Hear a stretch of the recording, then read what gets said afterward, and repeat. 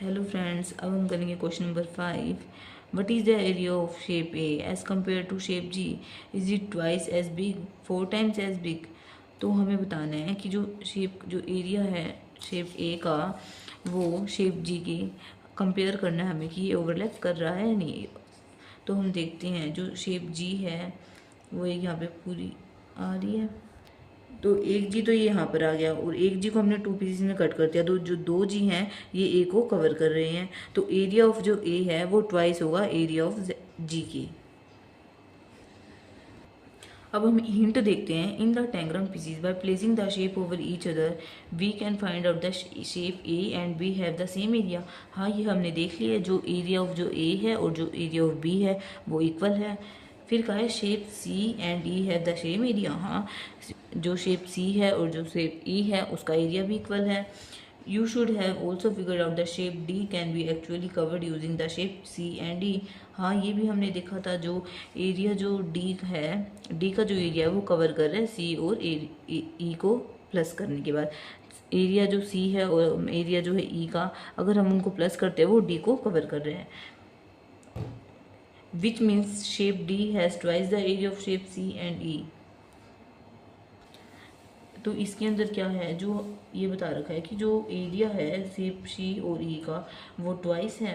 हाँ, जो एरिया जो एरिया सी है वो इक्वल है एरिया, और जो जो फिर कह रखा है कि जो एरिया जो डी है वो किसके इक्वल होगा, फिर ट्वाइस हो रहा है सी और ई के। सी का जो एरिया है वो ट्वाइस हो रहा है और वो एरिया डी के इक्वल है।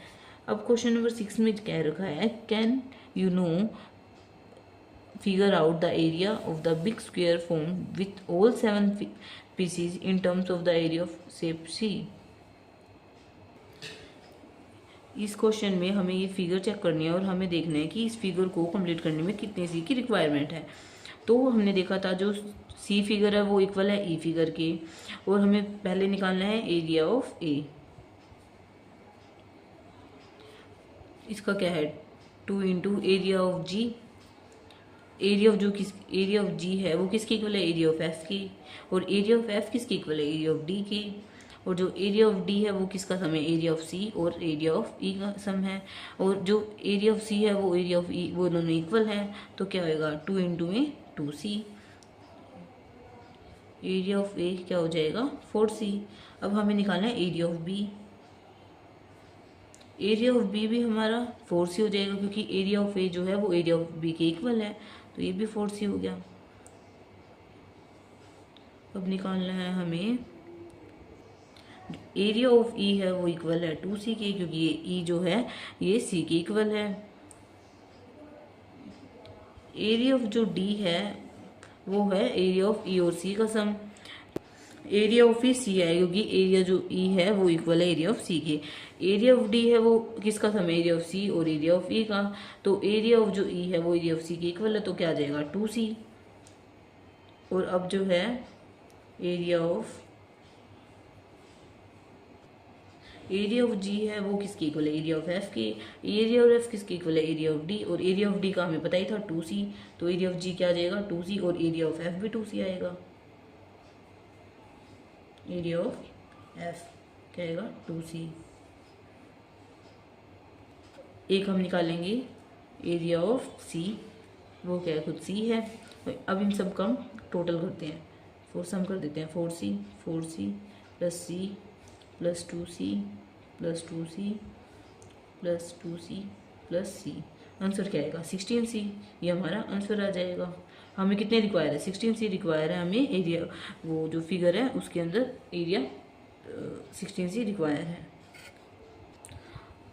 ये जो 7th क्वेश्चन है, arrange this 7 pieces to form a rectangle, what will be the area of this rectangle in terms of the area of shape C. Now give reason your answer. इस question में कहा है कि हमें arrange कर रखे हैं जो 7 पीसेस टू फॉर्म रेक्टेंगल। हमें जो 7 पीसेस, जो ये जो फिगर है इसमें 7 पीसेस हैं, इसका हमने स्क्वायर बना रखा है फिगर में। पर इन्होंने कहा अगर हम रेक्टेंगल बनाते हैं तो क्या उसका एरिया जो है वो सेम आएगा। तो हमें आंसर बताना है। तो ये जो है ये हमने रेक्टेंगल बनाया है इन 7 फिगर से। तो एरिया जो है स्क्वायर का भी और जो रेक्टेंगल का भी है वो सेम आएगा।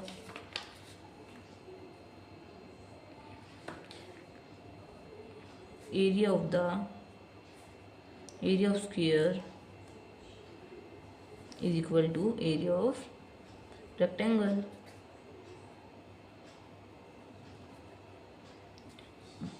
जो इसका पेरीमीटर है वो अलग आएगा, but the perimeter is different.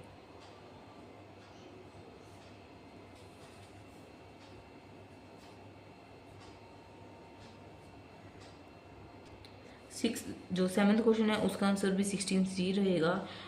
और हमसे नेक्स्ट क्वेश्चन जो है क्वेश्चन नंबर 8, उसमें हमसे पूछे कि जो पेरीमीटर है स्क्वायर और रेक्टेंगल का क्या वो सेम रहेगा गिवन में, तो ये तो डिफरेंट रहेगा। ये हमने भी ऊपर देखा ही था, क्योंकि पेरीमीटर की जो लेंथ और जो विड्थ होती है वो डिफरेंट होती है। रेक्टेंगल की लेंथ और विड्थ चेंज होती है तो पेरीमीटर डिफरेंट होगा और एरिया सेम होगा। Thanks for watching, do like share subscribe to my channel.